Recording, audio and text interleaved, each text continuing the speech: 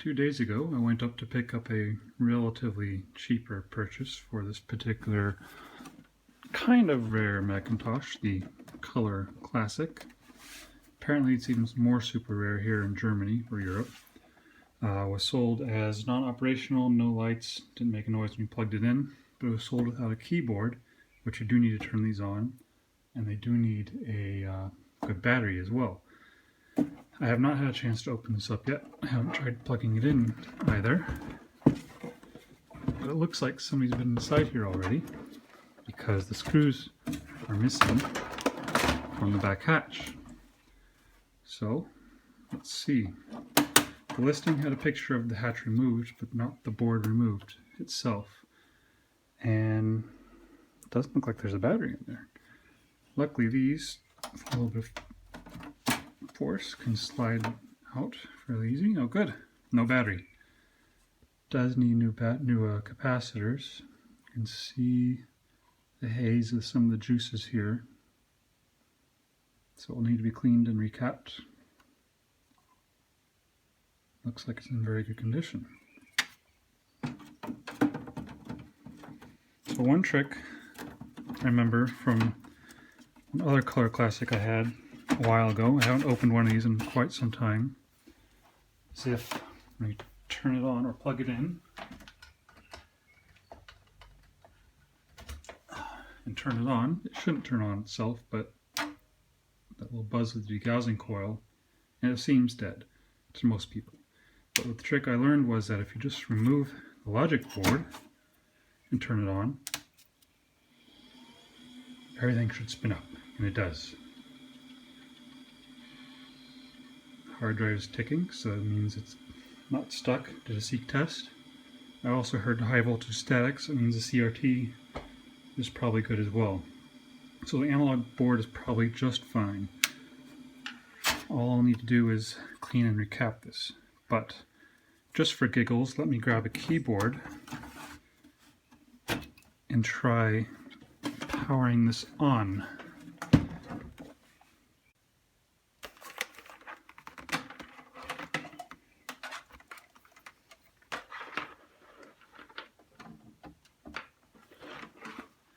Here we go. Oh, right. New battery.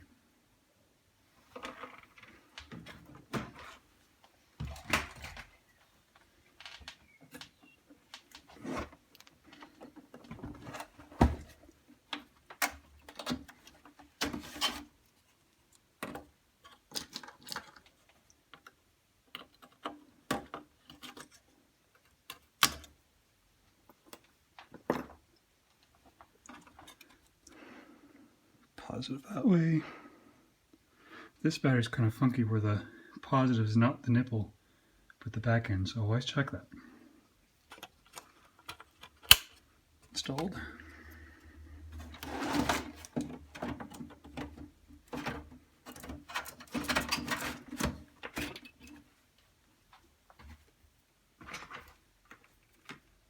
Keyboard in.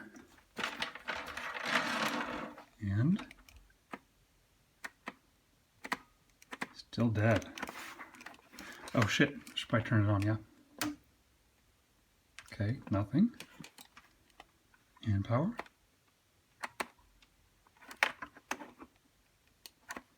No love. Okay, so let's move on to recapping.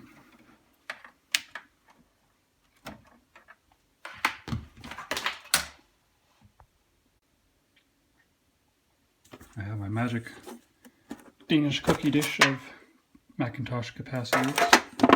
These are the ones that are usually seen in the classic, or this is a classic, I should say, the other compacts, the SEs. So let's get this out.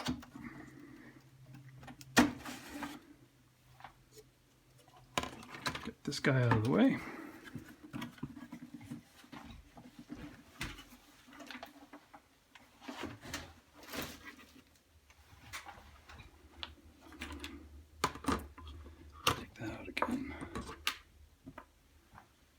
Let's get down in here.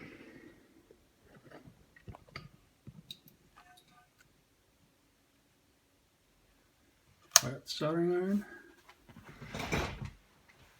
So what do we have here? The capacitor ratings, you see a few numbers here. You have 100 6.3V. Here we have 4716V. So the middle number on these ones, not always the same everywhere, 100 microfarads, 100 UF, 6.3 volts. 47 micro, 16 volts. So there are a few different ones, just a couple different ones. Let's see. So we have 47s of 1, 2, 3, 4, 5, 6. 647 UF to 100 6.3. So,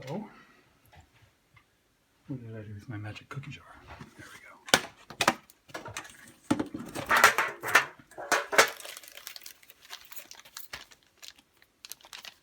4716 and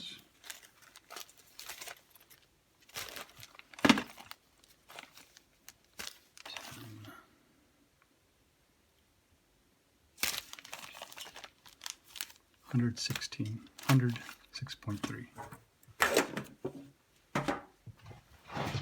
So everybody has their method of removing these caps.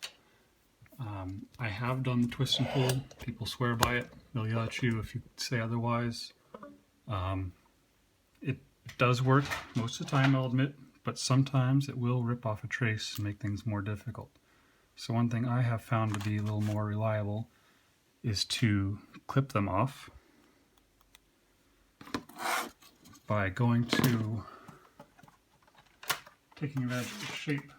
Take the clippers to the base of the cap, just shaped like this. There's a little divot on the bottom and then little legs underneath that are soldered to the board. So I put my pliers across this divot right here and snip. So that means you can't go across the capacitor with the legs coming out that way. You can't go this way because you end up pinching the legs together, but go this way so you're going parallel with the legs. That way there's no force, minimal force on the legs so they don't rip up off the solder, off the circuit board.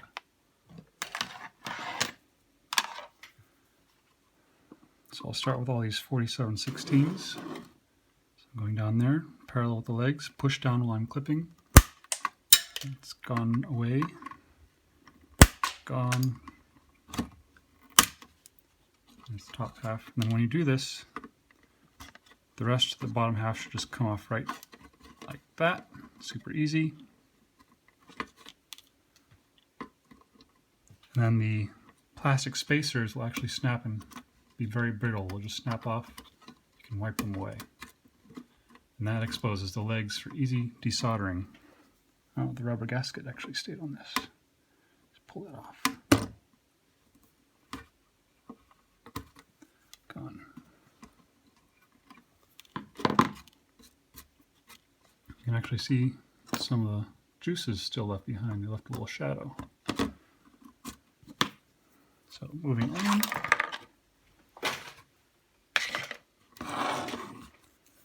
Another 4716. It's the hundreds. 4716. Ooh, starting to smell fishy. Capacitor juice smells a bit fishy. So if you smell that when you turn the device on, there's probably capacitor juices in there. Getting warm, shorting circuits, wreaking all kinds of havoc. Not necessarily damaging in the electrical respect, but the juices are conductive and will cause improper signals, just general chaos. And the juice is also corrosive. It can destroy the legs of the chips.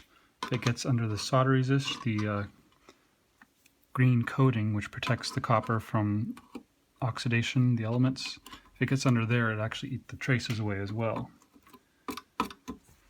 So I removed all the 4716s. There's a carnage. Spacer there.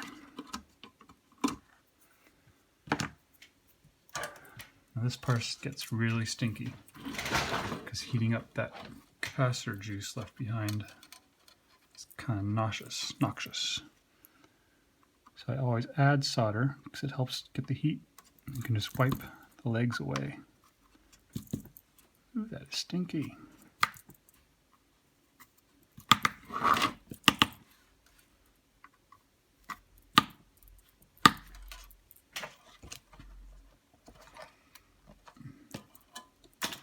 Get this in frame so you can see what I'm doing.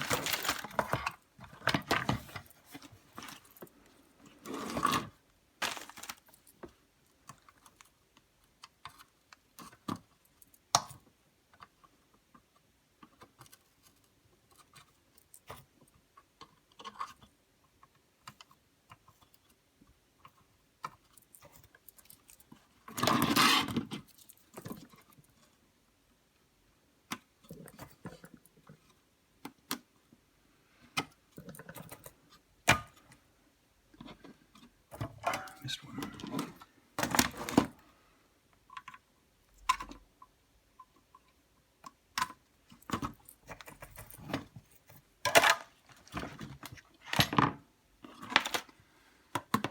Okay, so the 47 UF 16 volt caps have all been removed. Get some rubbing alcohol. Spritz those down where they were. And get some cotton swabs. Just get everywhere, wipe down everywhere in the general area where those capacitors were, including over where the capacitors were themselves. And if there are chips nearby, you gotta get in there really good, because that leaks between the chips legs and causes those shorts. And this is just a preliminary cleaning. It's just to make sure at least the soldering area after I put new caps on there is clean.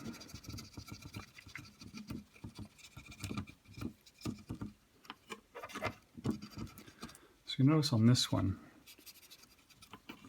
there seems to be a wetness on the top. That's not the alcohol I sprayed, that's capacitor juice. That was there before I started.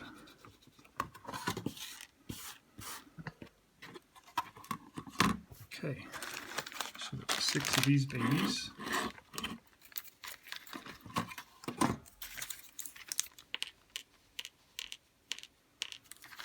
Now, I'm one of the people that uses tantalum capacitors as replacements.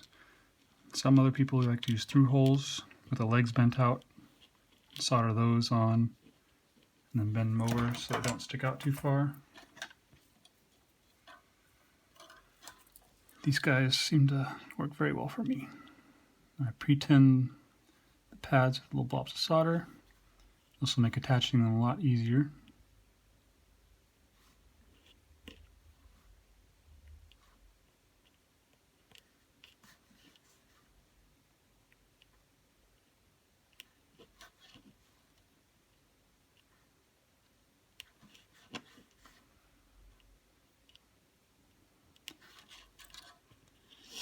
Now those are pre-tinned. Back to the board. Another thing I like to do is go over the pads where the old caps were and add fresh solder to dilute the juice-tainted old solder.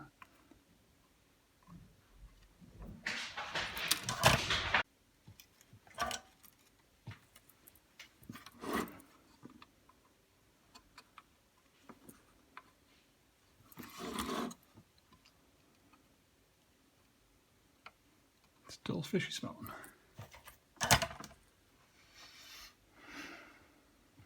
Then, if you have it, use solder wick to remove that solder. Should give us fresh, new, clean pads.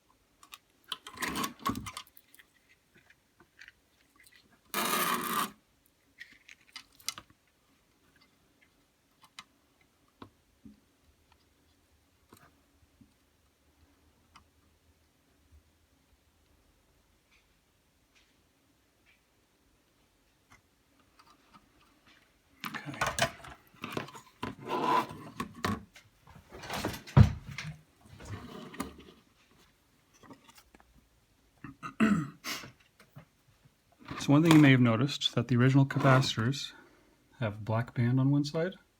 That's usually the negative side notation on most components, except for tantalum capacitors.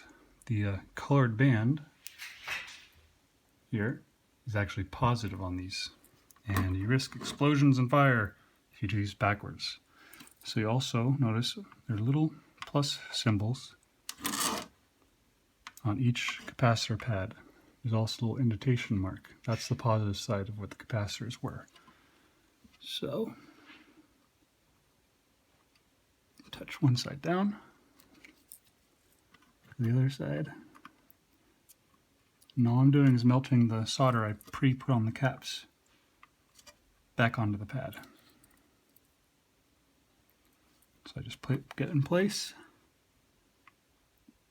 melt one solder side, push down, melt the other side, and just do one more touch on the other for stress relief, strain relief, because I did put a little pressure on some pivot pressure on the pad. So, down.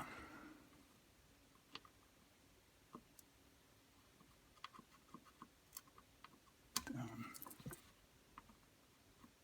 Good.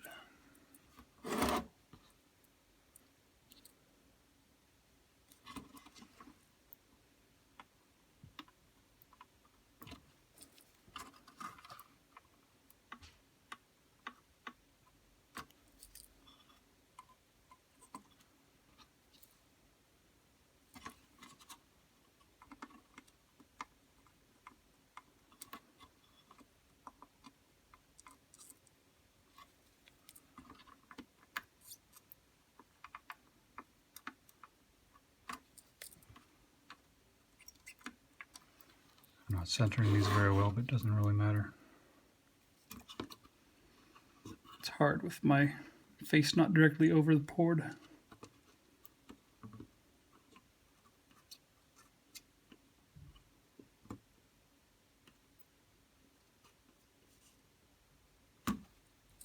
Maybe that's crooked.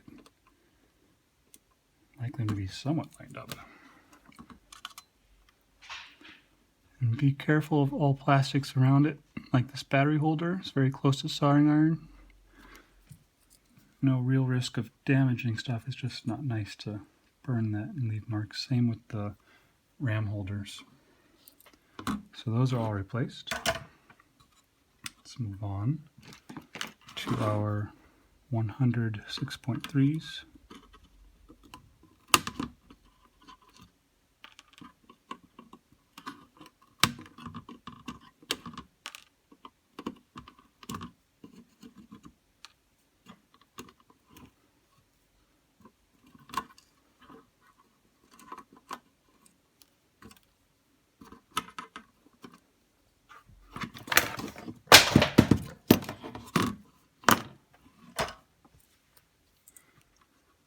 Gone. We just wipe the old legs away.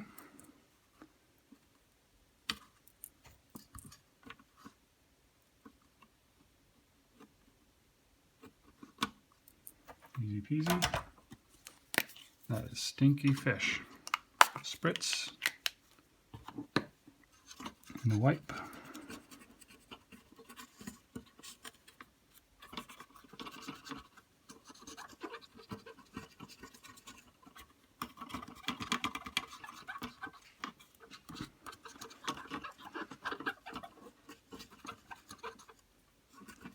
Good. And then we need two of these. There's one more I overlooked. We'll get to that in a minute.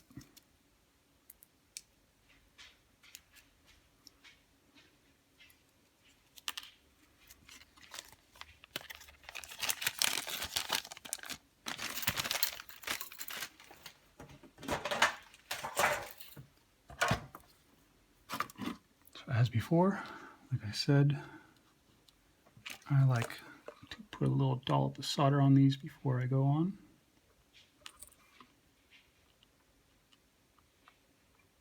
Oops. There we go. So again, the tantalums, the stripe on these is positive side. And these are opposing facing over here. It's a lot smaller than the original.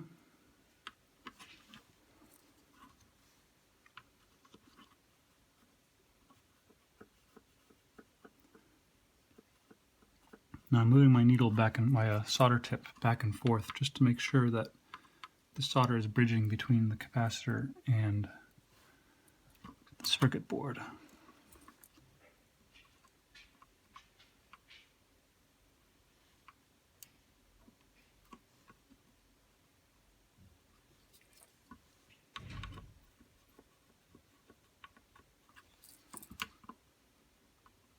And that's good too. So this little guy is a 10 UF 16 volts.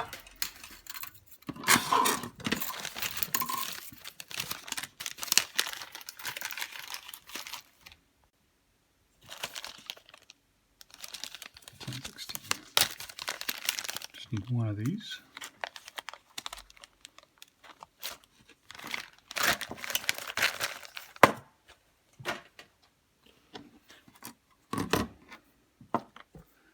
Wash, rinse, repeat.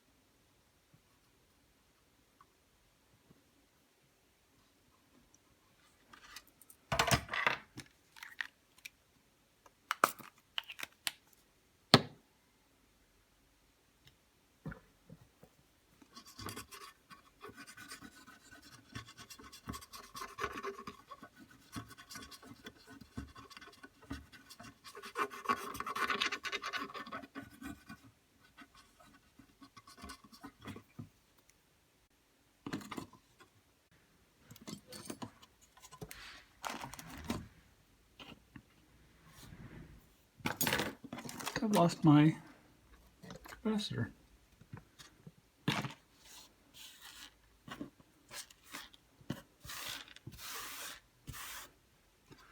Well, let's try that again.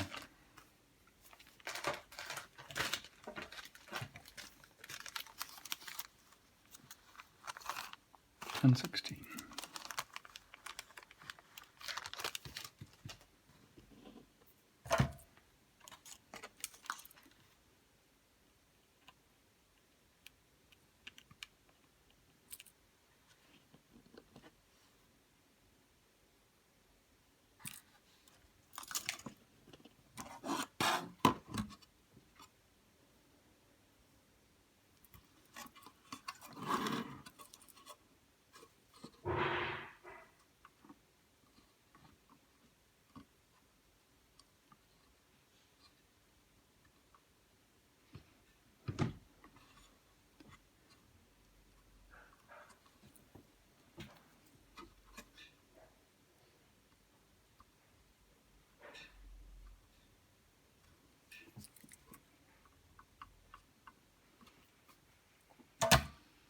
Okay, we are now completely recapped.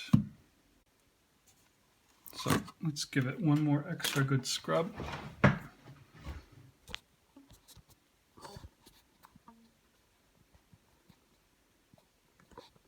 Oops. There we go.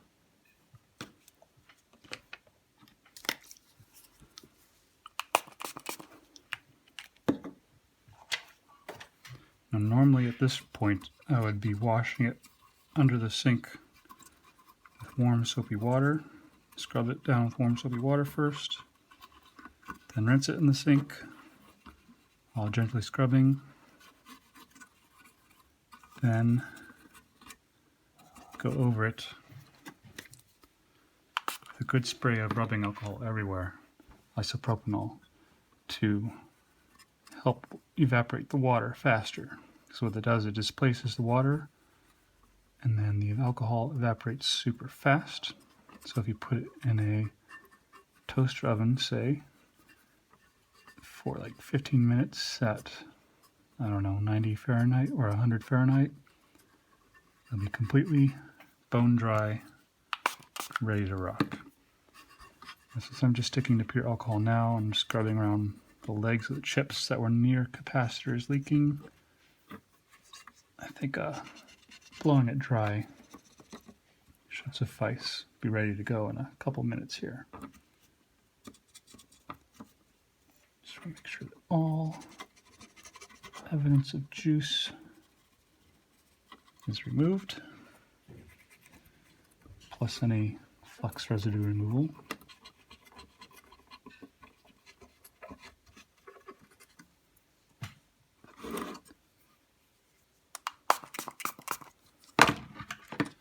This area was particularly bad around the ADB port and serial ports.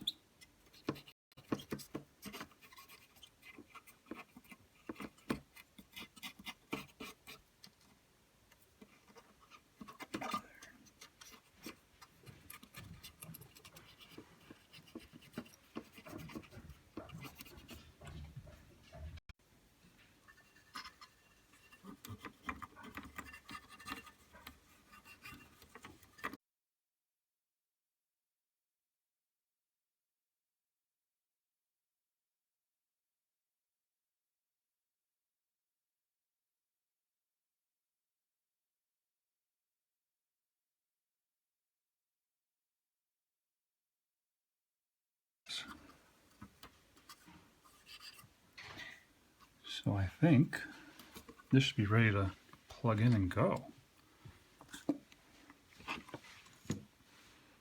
Alcohol looks pretty dry. I don't see too much wetness. A little bit here on the edge. Just sop that up.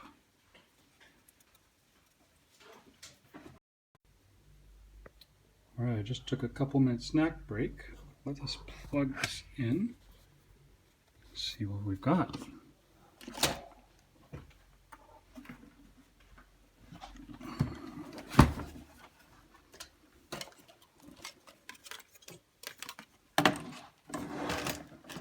Battery installed. Slide this in.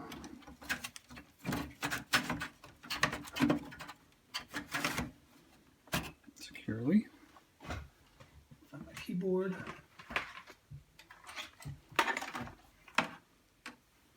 Plug that in. Nothing yet. And there's life. Chimes. Sweet. Okay. Let's see what's happening.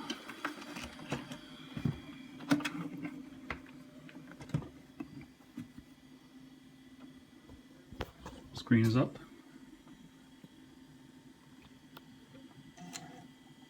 Diskette's trying to read. There was a disk in there. I didn't try ejecting it. There it goes. Ooh, Happy Mac. Willkommen. Alles klar. Super. Schon. Very nice.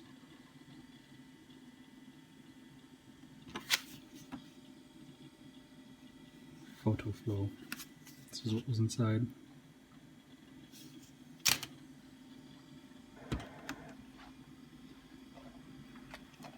So, let's turn this around. Crushing cables.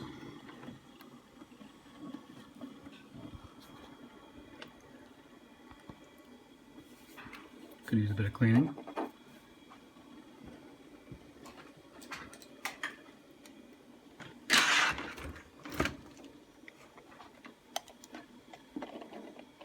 Mouse works. Excellent. Awesome 90s background.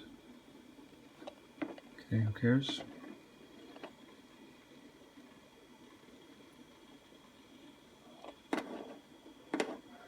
So what do we have here?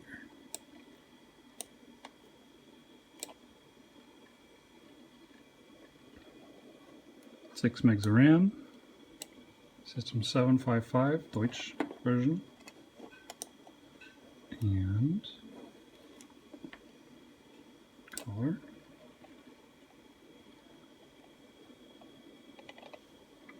see my screen.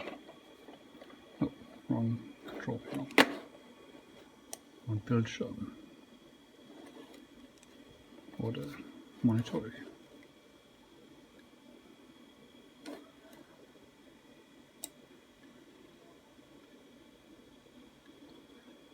Nice 32K colors. There was a video RAM sim in there. So this thing is souped up for awesome color. Oh, disk size. How big is this drive?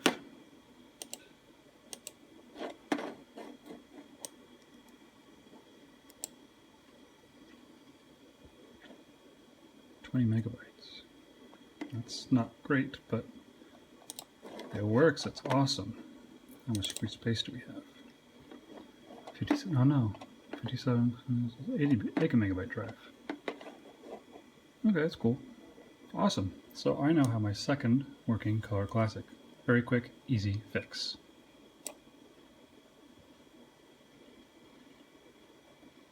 Signing off. Ooh, that fan needs to be cleaned. Thank the owner for removing the batteries before putting this into storage. It is pristine.